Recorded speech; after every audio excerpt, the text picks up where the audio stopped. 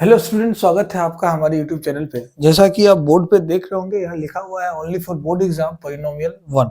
मतलब क्या कि ये पॉलिनोमियल का लेक्चर नंबर 1 होने वाला है और हम यहाँ पे इस तरह से पढ़ाएंगे कि ये आपके बोर्ड एग्जाम में काफी हेल्प हो।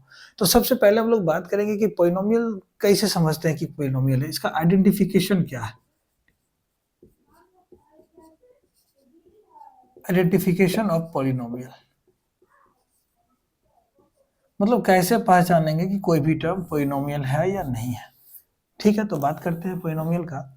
तो जैसे मान लो कोई भी नंबर जैसे ए एक्स प्लस बी के फॉर्म में हो या a x square plus b x plus c के फॉर्म में हो या कुछ इस तरह से हो a x cube plus b x square plus c x plus d, या फिर ऐसे हो a x to the power 4 plus b x cube plus c x square plus d x plus e, कुछ इस तरह से। समझ में नहीं आ रहा होगा क्या है। ए एक्स प्लस बी का मतलब ये है कि ए की जगह कुछ भी डाल दो, जैसे मान लो 2x प्लस 3 डाल दें, तो ये एक पॉलिनोमियल है। ठीक है, पॉलिनोमियल है, लीनियर पॉलिनोमियल है जिसका डिग्री 1 है। कौन सा पॉलिनोमियल है, इसको हम लोग लीनियर पॉलिनोमियल बोलेंगे जिसका डिग्री 1 हो। ठीक है, इसको हम लोग कौन सा ये लीनियर पॉलिनोमियल हो गया, लीनियर पॉलिनोमियल। ठीक है, अगर इसकी बात करते हैं ए एक्स स्क्वायर, ए की जगह तुम्हारा जो मन है डालो। ए की जगह मान लेते हैं हम 3 डाल देते हैं, 3x स्क्वायर प्लस बी की जगह 4 डाल देते हैं, 4x प्लस सी की जगह 5 डाल देते हैं। तो ये एक पॉलिनोमियल है जिसकी डिग्री 2 है, डिग्री 2। यहाँ पे डिग्री 1, डिग्री 1, इसका डिग्री 2। मतलब हाईएस्ट डिग्री जो पॉलिनोमियल का होता है ना, मतलब हाईएस्ट पावर जो होता है ना पॉलिनोमियल का, उसी को हम लोग डिग्री बोलते हैं। तो यहाँ पे सबसे ज्यादा डिग्री का, यहाँ पे 1 डिग्री, यहाँ पे 2 डिग्री, मतलब इसकी डिग्री इसका 2 हो गया। और ये एक लीनियर पॉलिनोमियल नहीं है, इसका देखो पावर 2 वाले को हम लोग क्वाड्रेटिक पॉलिनोमियल कहते हैं। क्या बोलते हैं, क्वाड्रेटिक पॉलिनोमियल। इतना बात समझ। अब तुम समझ ही रहोगे कि यहाँ पे कुछ भी डाल दो, x cube plus b x square plus c x plus d. मान लें हम ऐसे बोल दें कि एक्स क्यूब, मतलब हम बोल देना 2x क्यूब प्लस बी को 8 लिख देते हैं, 8x square plus c x मान लो 3x प्लस 4 लिख दे रहे हैं। ये एक पॉलिनोमियल है जिसका डिग्री 3 है और इसको हम लोग क्यूबिक पॉलिनोमियल बोलेंगे। Cubic polynomial, cubic polynomial of degree 3, cubic polynomial जिसका डिग्री 3 है। और ये क्या हो जाएगा, by quadratic polynomial, by quadratic. क्यों, क्योंकि डिग्री 4 है। ठीक है, तो ये इस तरह से अगर कोई टर्म मिले तो ऑब्वियस समझेंगे कि पॉलिनोमियल है। कभी कभी आपका ऐसा दिया रहेगा, किस तरह से दिया रहेगा बात करते हैं।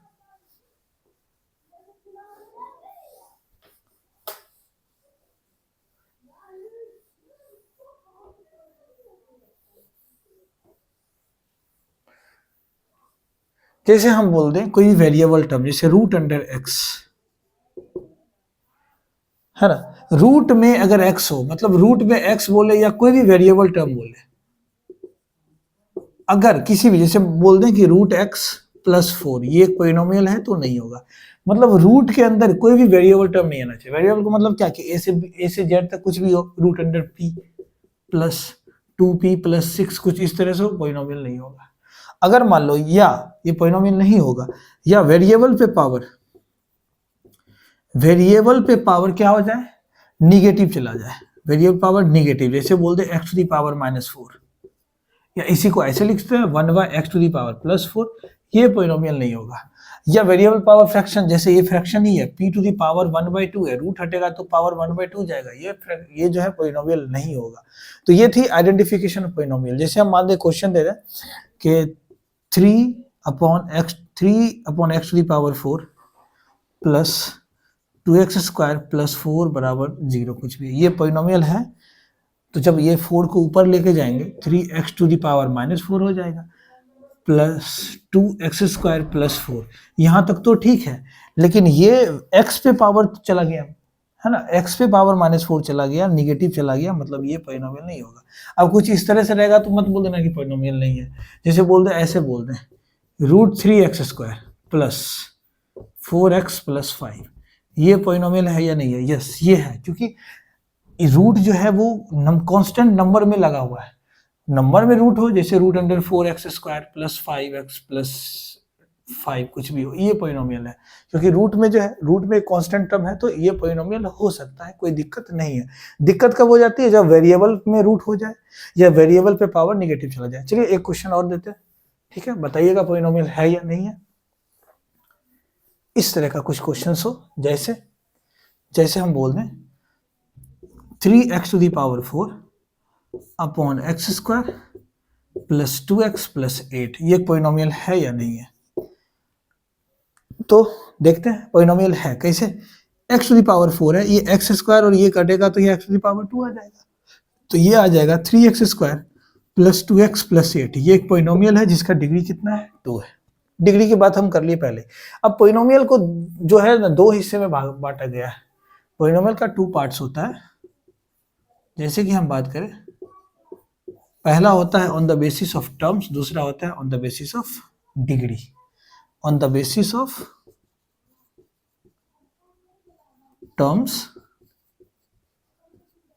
और इधर होता है on the basis of degree. On the basis of degree. Degree की बात थोड़ा स्टार्टिंग में किए थे, फिर से कर लेंगे। On the basis of terms क्या होता है, हमेशा याद रखना है। जो टर्म्स होता है ना, टर्म्स या तो डिवीजन, सॉरी, या तो माइनस से होगा, सब्ट्रैक्शन से, या फिर एडिशन से। मल्टीप्लिकेशन से नहीं होता है, मल्टीप्लिकेशन से नहीं होगा ना डिवीजन से होगा। जैसे हम बता रहे हैं, जैसे हम कोई भी पोइनोमियल लिखते हैं, अभी आप तो समझिए पोइनोमियल किसको कहते हैं। जैसे हम एक पोइनोमियल लिख रहे हैं 2x² प्लस 3x प्लस 4, ठीक है। तो और एक चीज और लिख रहे हैं, मतलब एग्जाम्पल 1 और दूसरा एग्जाम्पल भी लिख रहे हैं। जैसे हम लिख दे रहे हैं 2x⁴ अपॉन x प्लस 3, ठीक है। तो ये कितने टर्म का पोइनोमियल है? तो देखो 1 2 3, इसका 3 टर्म्स है। 3 टर्म्स देखो हम लिख दे रहे हैं। सिंगल टर्म को हम लोग मोनोमियल बोलते हैं, यहाँ लिख दे रहे हैं टर्म्स के हिसाब से। सिंगल टर्म जो, मतलब अगर वन टर्म हो इसको मोनोमियल, अगर 2 टर्म हो, है ना, तो इसको हम लोग क्या बोलते हैं? बाइनोमियल। 3 टर्म हो ट्राइनोमियल, है ना। 4 टर्म हो,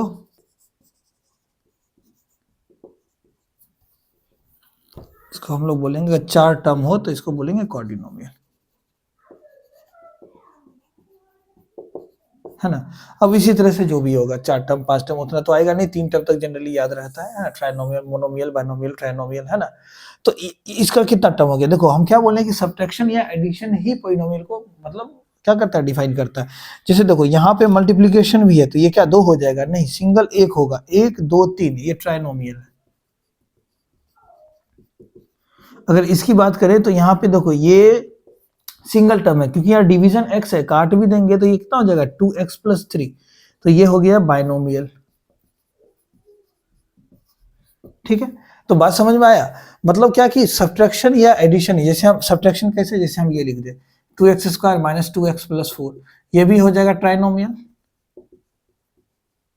मल्टीप्लीकेशन या डिवीजन टर्म्स में काउंटिंग नहीं होगा। काउंटिंग क्या होगा कि यहाँ देखते हैं माइनस और प्लस कहाँ कहाँ लगा हुआ है, 1 टर्म 2 टर्म 3 टर्म, है ना।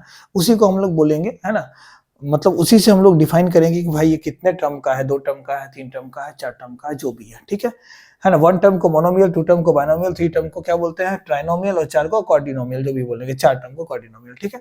तो on the basis of degree क्या, तो जो हाईएस्ट पावर होता है ना, वही डिग्री ऑफ पोइनोमियल होता है।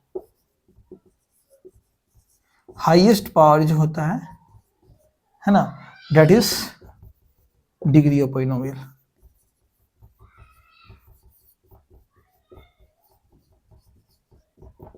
इतना बात समझ में आया? हाईएस्ट पावर जैसे मान लो अभी इससे पहले भी बात की है, x⁴ plus 2x⁴ plus 2x³ plus 3x² plus 4x plus 5। अगर यहां से देखें तो इसका डिग्री 4, है ना, इसका डिग्री बाय क्वाड्रेटिक पॉलिनोमियल है जिसकी डिग्री 4। अगर इसको बंद कर दे यहां से देखें, है ना, तो ये हो जाएगा तुम्हारा क्यूबिक पॉलिनोमियल जिसकी डिग्री 3। यहां से देखे तो क्वाड्रेटिक पॉलिनोमियल जिसकी डिग्री 2, यहां से देखे तो लीनियर पॉलिनोमियल जिसकी डिग्री 1, यहां से देखे तो सिर्फ 5 बचेगा। सुनना, अगर ये टर्म हम फिर से लिखते हैं, ऊपर यहाँ पे लिख रहे हैं, एक चीज देखना, जैसे हम बोले 2x⁴ plus 2x³ plus 3x² plus 4x plus 5। अगर हम यहां से देखते हैं, ये पूरे की बात करें तो इसको हम लोग बाय क्वाड्रेटिक पॉलिनोमियल बोलेंगे जिसकी डिग्री 4। अगर इसको बंद कर लें तो क्या बचा, 2x³ plus 3x² plus 4x plus 5, that is our cubic polynomial जिसकी डिग्री 3 है। इसको बंद कर दें तो ये आ जाएगा क्वाड्रेटिक पॉलिनोमियल जिसकी डिग्री 2 है। इसको बंद करते हैं तो ये आ जाएगा लीनियर पॉलिनोमियल, मतलब डिग्री 1 वाले को लीनियर पॉलिनोमियल बोलते हैं। अगर इसको भी बंद कर दें तो सिर्फ बचेगा 5। 5 कोई पॉलिनोमियल है? यस, 5 एक पॉलिनोमियल है जिसको हम लोग बोलेंगे कांस्टेंट पॉलिनोमियल। कांस्टेंट पॉलिनोमियल जिसका डिग्री क्या हो जाएगा, इसकी डिग्री हो जाएगी 0। सर इसमें x आ ही नहीं रहा तो 0 कैसे हो जाएगा, देखो समझाते हैं। इधर समझ में आ गया, इसको इरेज करते हैं, ठीक है।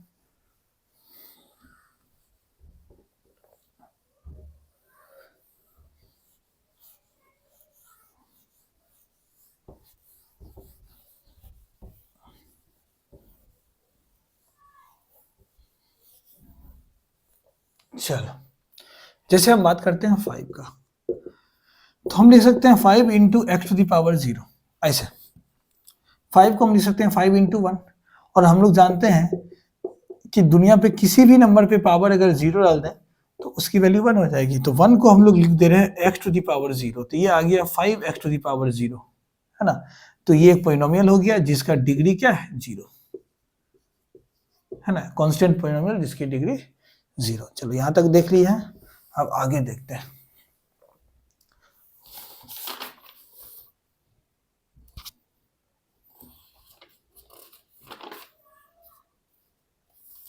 अब हम लोग बात करते हैं वैल्यू ऑफ पॉलिनोमियल का, मतलब कैसे हम लोग देखेंगे वैल्यू ऑफ पॉलिनोमियल। चलो, जैसे मान लें कि एक पॉलिनोमियल है जो इन x है, पॉलिनोमियल इन x क्या है, तो x to the power 4, 2x to the power 4 plus 3x³ plus 4x² plus 5, कुछ इस तरह का पॉलिनोमियल है। अब बोल देगा p ऑफ 1 निकालो, p ऑफ -1 निकालो, p ऑफ 2 निकालो, p ऑफ 1 निकालो, p ऑफ 0 निकालो, p ऑफ 4 निकालो, कुछ भी पूछ देगा। अब ये x की जगह आया ना, मतलब जहां जहां x है वहां पे -1 की वैल्यू पुट कर दीजिए, है ना। तो क्या करेंगे, 2 इंटू एक्स की जगह -1 to the power 4 plus 3 into x की जगह -1 to the power 3 plus 4 into x की जगह -1 टू द पावर 2 प्लस 5। इसका वैल्यू क्या आएगा, 2 1 0 सब निकाल लेंगे, इसको रहने दो पहले।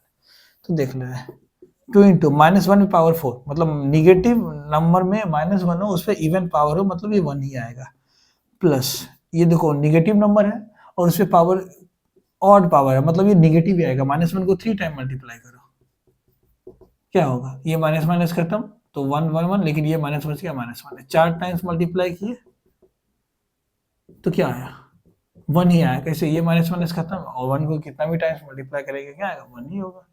तो ठीक है, तो यहाँ पे डायरेक्ट हम -3 लिख दे रहे हैं, प्लस -1 का स्क्वायर मतलब पॉजिटिव 4 प्लस 5, मतलब 2 -3 प्लस 4 प्लस 5 कितना हो गया, 5 और 9, तो 11 -3 8। क्लियर है, तो यही वैल्यू पॉलिनोमियल है। इसमें आप कुछ भी रख सकते हैं। आप जैसे हम बोलते हैं इसका P2 निकालिए, P ऑफ 2, मतलब पॉलिनोमियल जिसकी वैल्यू 2 हो, तो x की जगह 2 रखे, तो यहाँ भी इक्वेशन में भी x की जगह 2 रखेंगे। तो 2 into 2 to the power 4 plus 3 into 2 to the power 3 plus 4 into 2 to the power 2 plus 5, क्या हो गया आपका, 2 into 16 plus 3 into 8 plus 4 into 4 plus 5 हो गया। ये 32 प्लस 24 प्लस 16 प्लस 5, है ना, 48 5 कितना हो गया आपका, 48 हो गया। ये दोनों मिला के 48 में 24 ऐड कर दीजिए, है ना, 72 और 72 में 5 जोड़ दीजिए, 77 आंसर आ गया। ठीक है, तो इसी तरह से हम लोग वैल्यू ऑफ पॉलिनोमियल निकालते हैं। क्लियर है ये बात, इतना समझ में आ गया। अब मान लीजिए कि सिर्फ x में ही नहीं रहेगा, कुछ भी दे दें हम, जैसे बोल दें, हम बोल दें कि p इन y है बराबर 2y cube plus 3y square plus 6। तो यहाँ पे हम बोल दें p ऑफ -3 बताइए, तो क्या करेंगे, 2 इंटू -3 प्लस 3 इंटू -3 प्लस 6 करके इसकी वैल्यू जो आएगा फाइंड आउट कर लेंगे। क्लियर है इतना बात, वैल्यू पॉलिनोमियल हो गया। ठीक है, वैल्यू पॉलिनोमियल इसी तरह से निकालते हैं। अब जो मेन चीज है ना, अब जो मेन चीज है, I think zeros of polynomial की बात करेंगे हम लोग। जीरो ऑफ पॉलिनोमियल, ठीक है, general form of polynomial generally हम लोग पढ़ चुके हैं, फिर से भी एक बार देख लेंगे। जीरो पॉलिनोमियल क्या होता है, zeros of polynomial, zero of polynomial मतलब ये वो बोल रहा है कि ये किसी भी पॉलिनोमियल के वेरिएबल की वो वैल्यू, जैसे मान लो वेरिएबल की वो वैल्यू है ना, जिसको इक्वेशन में रखने के बाद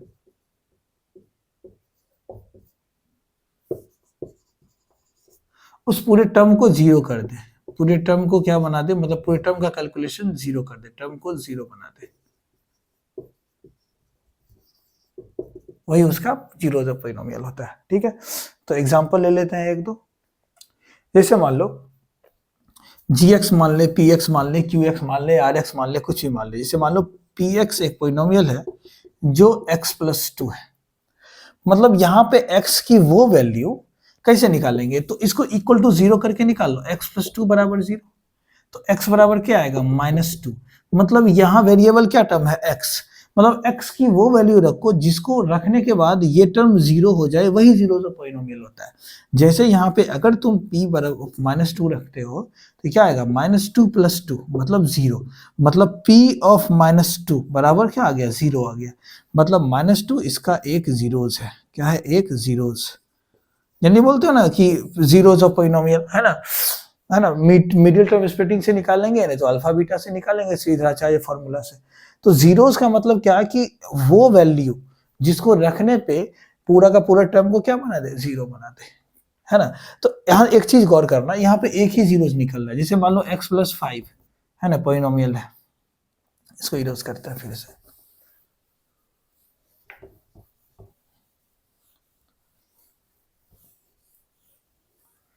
जैसे मान लो बात करते हैं, जैसे हम बोल रहे हैं कि एक gx एक पॉलिनोमियल है ना, जो दे रहा है 5 प्लस 5x प्लस 4, ये है। मतलब इसका जीरोज हम लोग कैसे निकालेंगे, तो अगर बोलेगा कि इसका जीरोज फाइंड आउट करो, अच्छा ये कैसा पॉलिनोमियल है, कि लीनियर पॉलिनोमियल है। कैसे देखे कि लीनियर पॉलिनोमियल है, इसका डिग्री क्या हो रहा है, 1 हो रहा है। अगर इसकी डिग्री 1 है ना, तो पक्का है कि इसका जीरोज 1 ही आएगा। जितना ज्यादा डिग्री होता है, जो भी डिग्री होता है उतना उसका जीरो निकलता है। अगर क्वाड्रेटिक पॉलिनोमियल है, इसका मतलब उसकी 2 डिग्री आएगी, क्यूबिक है तो इसका 3 डिग्री, है ना, बाई क्वाड्रेटिक पॉलिनोमियल है तो उसका 4 डिग्री निकलेगा। तो यहाँ पे लीनियर है तो ऑब्वियसली इसकी एक ही जीरोज आएगा, है ना, और वो जीरोज क्या होगा, कैसे फाइंड आउट करेंगे, तो gx को जीरो पुट कर देते हैं हम, gx बराबर जीरो। अब gx बराबर जीरो क्या मतलब, gx का वैल्यू ये है क्या, 5x प्लस 4 बराबर जीरो कर दें, तो 5x बराबर क्या आएगा, -4, तो x बराबर क्या आएगा, -4/5। अगर आप x को यहाँ पे, है ना, -4/5 पुट कीजिएगा, -4/5 पुट कीजिएगा, तो इसको ये जीरो बना देगा। करके देख लेना x की जगह, तो ठीक है, 5 इंटू एक्स की जगह क्या रखना, -4/5 सॉरी, +4, है ना, ये 5 कैंसिल, -4 + 4 मतलब क्या बना लिया, जीरो बना लिया, है ना। तो समझ में आ गया कि इसका एक जीरो जो है, एक ही जीरो होगा ही, और वो जीरो क्या है इसका, -4/5।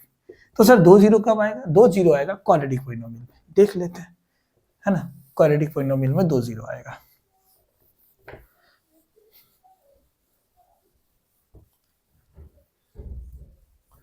क्वाड्रेटिक पॉलिनोमियल,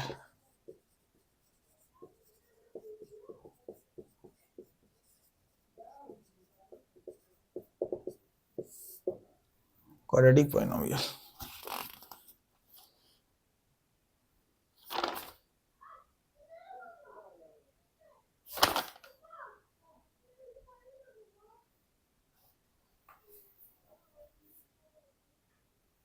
तो ये क्वाड्रेटिक पॉलिनोमियल लिखे हैं, है ना।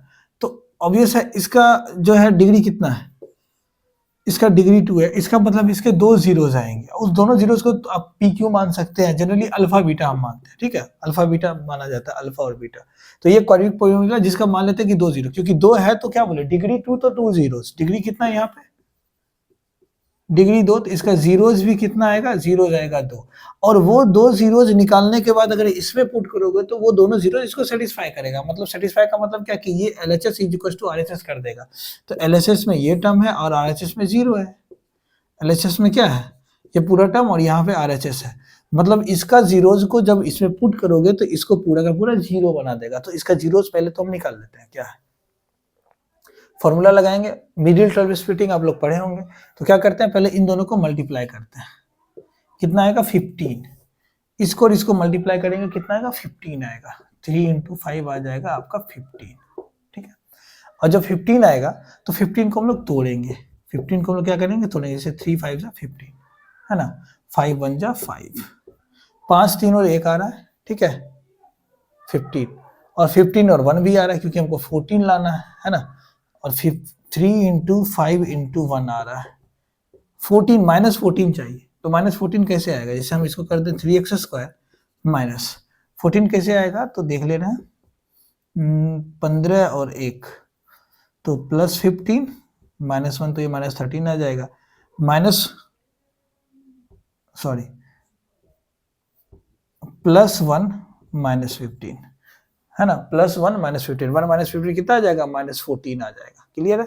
तो यहाँ पे हम लिख दे रहे हैं माइनस 15 प्लस 1, मतलब ये जो 14 इससे हमको क्या लाना है 14 लाना होता है, मतलब इन दोनों को मल्टीप्लाई करो, कांस्टेंट टर्म और कोएफिशिएंट ऑफ एक्स स्क्वायर से मल्टीप्लाई करो, मल्टीप्लाई करने के बाद जो टर्म आता है उसका प्राइम फैक्टराइजेशन करो और उससे ये वाला टर्म लाओ, और टर्म लाने के बाद ये भी देख लो कि इन दोनों को मल्टीप्लाई करने के बाद माइनस 15 आ रहा है कि नहीं आ रहा है, क्योंकि यहाँ पे सिर्फ 15 नहीं है, यहाँ माइनस लगा हुआ है और यहाँ प्लस है, तो यहाँ प्लस 3 और माइनस 15 मल्टीप्लाई होकर ये पूरा ये जो टर्म है माइनस 15 बना रहा है, और मुझे जो टर्म हम लेंगे उसको मल्टीप्लाई करके माइनस 15 आना चाहिए, सिंपल सी बात है।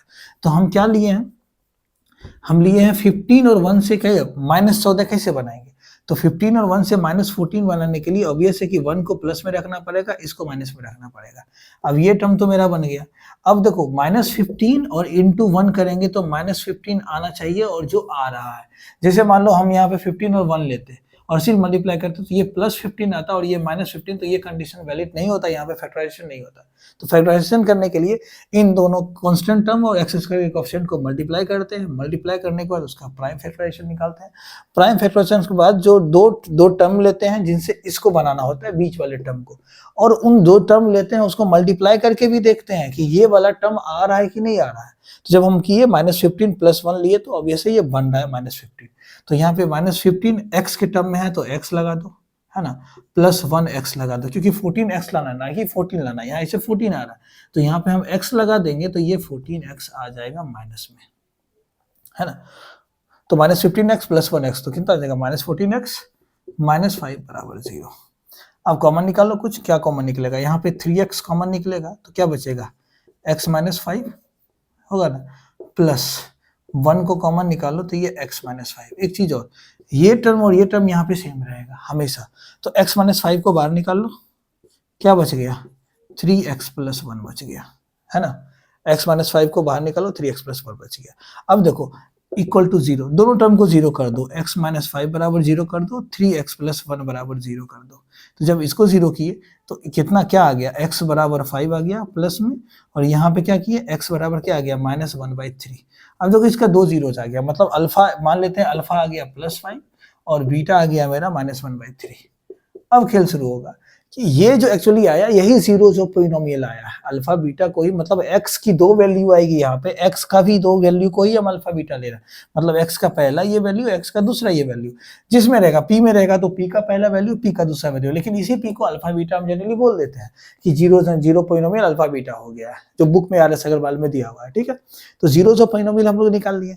अब इस जीरोज ऑफ पॉलिनोमियल को जब इसमें पुट करोगे तो ये टर्म पूरा 0 हो जाएगा, मेरा चेक भी हो जाएगा कि जो निकाले वो सही है कि गलत है। तो चलो ठीक है, चेक करते हैं, ठीक है, चलो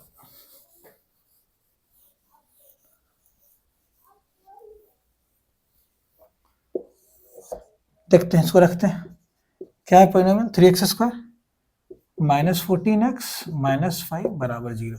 मतलब ये LHS है और RHS भी 0 है, मतलब LHS भी मेरा 0 होना चाहिए। तो रख के देखते हैं, 3 इंटू, पहले ये वैल्यू रखते हैं 5 का स्क्वायर -14 इंटू 5 -5 बराबर 0। 25 ये आ जाएगा 75, है ना, 75 हो गया, चलो बच्चे 70, 70 हो गया और -5 बराबर 0 हो गया। देखो 75 -75 बराबर 0 प्लस माइनस 0 बराबर 0, मतलब ये चीज तो वैलिड हो गई। मतलब जो मेरा ये x बराबर अल्फा बराबर 5 आया, यही इसका 0 से पॉलिनोमियल हो गया। दूसरा चेक करते हैं, -1/3 चेक करते हैं, 3 इंटू -1/3 का स्क्वायर, है ना, -14 इंटू -1/3 -5 बराबर 0। ठीक है, 1/3 लिया ना, 3x + 1। हाँ, जब इसको करेंगे तो 3 इंटू 1/9 होगा, ये माइनस, ये माइनस माइनस प्लस आ जाएगा, 14/3 -5 बराबर 0। इसको काटो, 3 3 जा 9, है ना, तो 1/3 प्लस 14/3 -5, है ना। अब देखो एलसीएम ले लेते हैं, आ रहा है कि नहीं आ रहा है, 0 3 3 1, 3 एलसीएम आ जाएगा, 1 + 14 माइनस कितना आ जाएगा, 1 से 3 टाइम्स से 15 बराबर 0। देखो 14 1 15 और +15 -15 खत्म, 0 बराबर 0। मतलब ऑब्वियस है इसका क्या है, जीरोस है। समझ में आ गया, मतलब पुट करने के बाद ये भी समझ में आएगा कि इसका जीरोस है। ये तो था मिडिल टर्म स्प्लिटिंग से हम लोग अल्फा बीटा निकाल लिए, ठीक है, ये क्वाड्रेटिक पॉलिनोमियल है, ठीक है। चलो जीरोज हम याद रखेंगे, जो मेरा जो अल्फा है वो +5 है और जो मेरा बीटा है वो -1/3 है, और जो मेरा पॉलिनोमियल है वो क्या है, 3x² -14x -5 बराबर 0। ठीक है, इतना याद रखना है, इसको हम इरेज कर रहे हैं। एक चीज और सीखेंगे,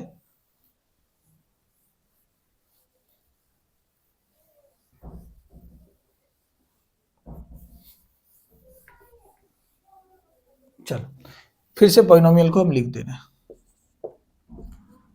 3x² -14x -5 बराबर 0।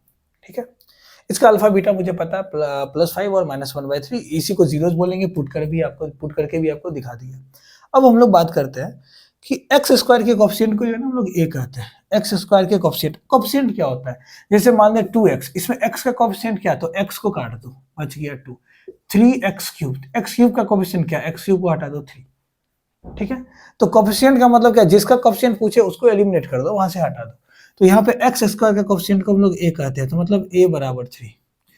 x के कोफिशिएंट को b कहते हैं, तो b बराबर -14। और कांस्टेंट टर्म c को हम लोग कांस्टेंट टर्म कहते हैं, जो यहाँ पे -5 है। मान लो मिडिल टर्म स्प्लिटिंग से आपका काम नहीं बन रहा है, तो हम लोग क्या करेंगे, ये वाला फॉर्मूला लगाएंगे। ठीक है, a निकाल लिए, b निकाल लिए, c निकाल दिए। एक फॉर्मूला होता है, सबसे पहले यहाँ पे हम लोग d निकालते हैं, डिस्क्रिमिनांट को हम लोग d बोलते हैं। d बराबर होता है b² -4ac बराबर 0। b² -4ac बराबर 0, b² -4ac बराबर 0, ये होता है आपका डिस्क्रिमिनांट। और अल्फा कॉमा बीटा बराबर होता है -b, बस ध्यान से देखिएगा, समझ में आ जाएगा, 1 minute, -b plus minus root under d/2a। अगर यहाँ पे प्लस रखे तो अल्फा निकलेगा, माइनस रख दे तो बीटा, या कुछ भी कैसे भी कीजिए आप। ठीक है, जैसे मान लीजिए हम ये फॉर्मूला एक ही बार में याद रखे हुए हैं, और अगर अल्फा निकालना होता है तो -b, पहले d निकाल लेते हैं इसका। ठीक है, d निकालते हैं, d कितना है, b², तो b² मतलब कितना, -14 का स्क्वायर, -4 इंटू a कितना 3 और c कितना -5, तो d बराबर -14 का स्क्वायर, माइनस का 2 स्क्वायर होगा तो प्लस हो जाएगा, 14² आता है 196। ये माइनस मिलके प्लस बन गया, है ना, 4 × 12 × 5 60 हो गया। ये d बराबर कितना हो जाएगा, 6 9 15 5 बाकी 1 256, और 256 आई थिंक 16 का होता है, 256 आ गया। ठीक है, देखते हैं अब हम, मुझे अल्फा बीटा निकालना है, तो अल्फा बराबर हम लोग देख लेते हैं एक बार, इसको रखना, -b तो है ही, प्लस ले लेते हैं ऊपर, root under 256/2a, 2 into a की वैल्यू कितनी, 3 हो गया। अल्फा बराबर -b का वैल्यू भी यहाँ रख देना है, माइनस बी की वैल्यू कितनी, -14, मतलब माइनस बी की वैल्यू -14 है, और माइनस बी यहाँ फॉर्मूला में है, तो माइनस और बी किस में है, तो -14 में है, बात समझे, मतलब ये तो +14 हो जाएगा, +16 हो जाएगा, √256 का वैल्यू 16 अपॉन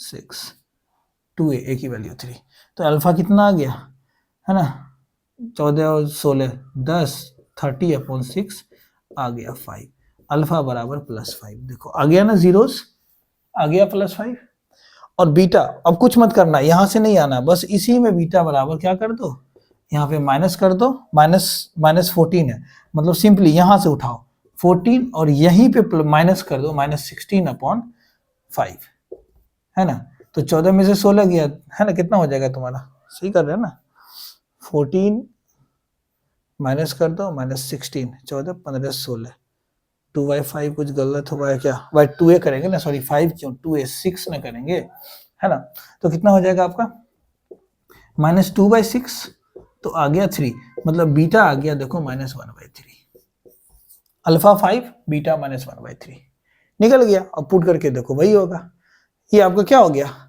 जीरो तो पॉलिनोमियल। कभी कभी क्या होता है, एक जबरदस्त चीज है, नोट करके लिख लो, कभी कभी क्या होता है कि अल्फा और बीटा दोनों सेम हो जाता है, मतलब अल्फा बराबर बीटा बराबर मान लो इक्वल हो गया, मतलब अल्फा बराबर बीटा आ गया, जैसे मान लो अल्फा बराबर भी 5 आ गया, बीटा बराबर भी 5 आ गया, है ना, तो उस केस में पता क्या होता है कि ये वाला टर्म जो होता है ना वो जीरो हो जाता है, मतलब क्या कि डी बराबर जीरो आ जाता है, जब डी बराबर आता है तो रियल एंड इक्वल रूट उसी को हम लोग बोलते हैं, डी बराबर जीरो हो तो ये real and equal root, question में बोल देगा क्या कि रियल एंड इक्वल रूट है, तो तुम डी को जीरो पुट कर देना, सिंपल, डी को जीरो मतलब डिस्क्रिमिनेंट बराबर जीरो पुट कर देना, तो क्या बोलोगे b² - 4ac बराबर जीरो, तो b² बराबर 4ac, तो b बराबर क्या हो जाएगा √4ac, यही कंडीशन अप्लाई होगा वहां पे, है ना, रियल एंड इक्वलिटी के लिए डिस्क्रिमिनेंट जीरो हो जाता है, इस तरह का क्वेश्चंस करवाएंगे, है ना, बोर्ड का क्वेश्चन जो भी होगा, बहुत सारा क्वेश्चन है इस पे, वो करवाया जाएगा।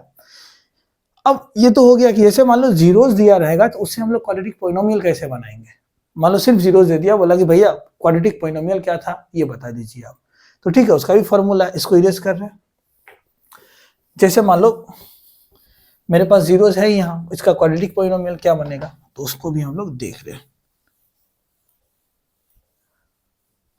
ऐसे बनता है, जो हायर क्लासेस में बोला जाता है a into x minus x1 into, है ना, x minus x2 into x minus x3 into x minus xn, जो भी है, मतलब x का पहला वैल्यू रख दो, दूसरा वैल्यू, जैसे मेरा पास दो ही वैल्यू है ना, तो a into x minus alpha into x minus beta, इसी तरह से क्वाड्रेटिक पॉलिनोमियल बनता है, ये समझ में नहीं आया होगा, a की वैल्यू कुछ भी हो, है ना, तो ये जनरली हम बात नहीं करेंगे, हम इसका बात करेंगे, अल्फा बीटा है, यही अल्फा बीटा है, इसी को जब तुम मल्टीप्लाई करोगे 1 बाय 1 तो यही टर्म, ये टर्म बनेगा, कौन सा टर्म बनेगा बात करते हैं, तो क्वाड्रेटिक पॉलिनोमियल का जो फॉर्मूला होता है कैसे बनता है, तो जो फॉर्मूला है वो ऐसे बनता है, ये चीज तुमको आता होगा, देखो वो आता होगा, ये होता है x² minus alpha plus beta x plus alpha into beta, ऐसे होता है, ठीक है, ऐसे होता है, सॉरी, हाँ, तो यहाँ पे हम कोई भी बाहर में कोई भी टर्म से मल्टीप्लाई कर सकते हैं के से, जनरली इसको जब हम तोड़ेंगे तो यही चीज आएगा, जब इसको हम लोग तोड़ेंगे तो यही चीज आएगा, इसको तोड़ के देख लेते हैं, है ना, तो अगर हम इसको x से a को हम बाहर कर दें तो x minus alpha into x minus अगर बीटा करते हैं तो क्या होगा, x से x माइनस बीटा को मल्टीप्लाई करेंगे, minus alpha into x minus beta को मल्टीप्लाई करेंगे, इसको तोड़ के देखते हैं, तो क्या बनेगा x² minus x beta minus alpha x plus alpha into beta, ठीक है, तो इसको एक साथ कर लेते हैं, x² माइनस को अगर हम बाहर कॉमन निकाले तो क्या आएगा, माइनस एक्स को अगर कॉमन निकालते हैं तो यहाँ पे बीटा प्लस अल्फा हो जाएगा, अब प्लस अल्फा इंटू बीटा आ जाएगा, मेन फॉर्मूला ये है, मुझे इस तरह से याद रहता है अच्छे से, a into x minus alpha into x minus beta, मतलब कुछ भी टर्म हो और यहाँ से हम लोग इस तरह से हम लोग निकाल लेते हैं, है ना, तो क्या होगा x² minus x into alpha plus beta, मतलब ये सम और ये प्रोडक्ट, है ना, तो ऐसे लिखा रहता है, इस तरह से, इसी को ऐसे लिख दिया गया, ठीक है, तो इससे हम लोग रिलेट कर लेते हैं, इसको क्लियर करते हैं, ठीक,